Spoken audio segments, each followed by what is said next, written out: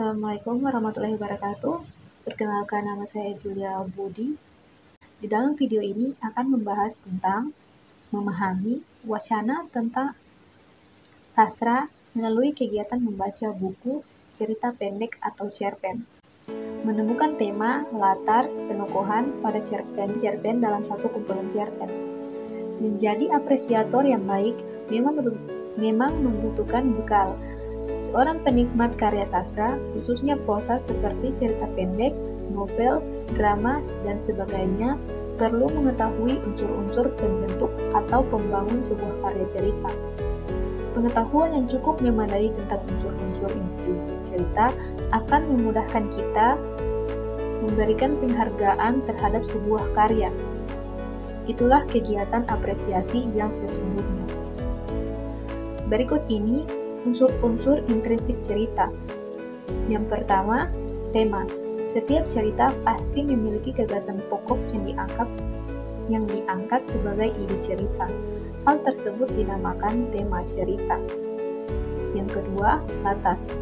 Latar menunjuk pada waktu dan tempat berlangsung kisah cerita itu. Misalnya, di sebuah bukit pada pagi hari, di sebuah rumah tua pada malam satu syura, dan sebagainya. Dalam cakupan yang lebih luas, latar dapat menjelaskan sebuah kurun waktu, misalnya zaman perang kemerdekaan atau zaman pemerintahan kerajaan.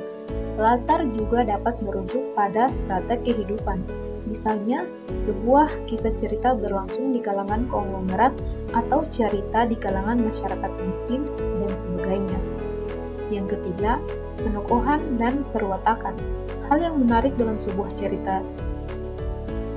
cerita berupa diciptakannya konflik antara pelaku akibat gesekan perbedaan karakter atau watak para tokoh. Hal itu disebabkan dengan penokohan atau perwatakan. Hal itu disebut dengan penokohan atau perwatakan.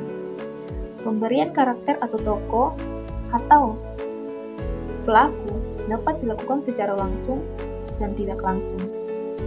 4. Alur.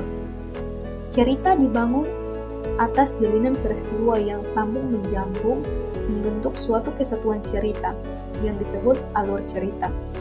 Alur terbagi atas tahapan-tahapan yang dibahas pada bagian lain.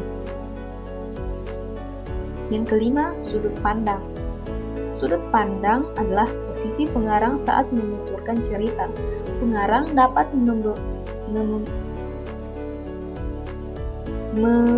memerankan dirinya sebagai pelaku yang seolah-olah menceritakan kisahnya sendiri, atau pengarang sebagai pengamat yang menceritakan kisah orang lain.